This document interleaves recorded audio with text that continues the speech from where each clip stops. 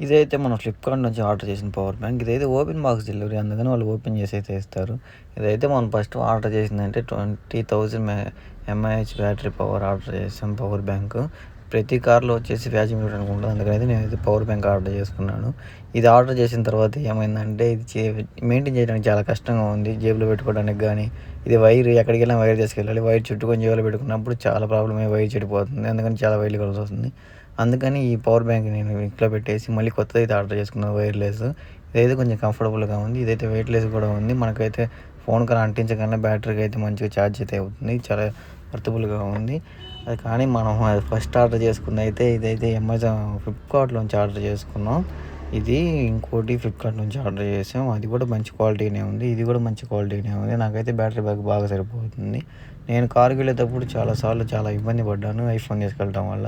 ఎందుకంటే iPhone charging చాలా కష్టంగా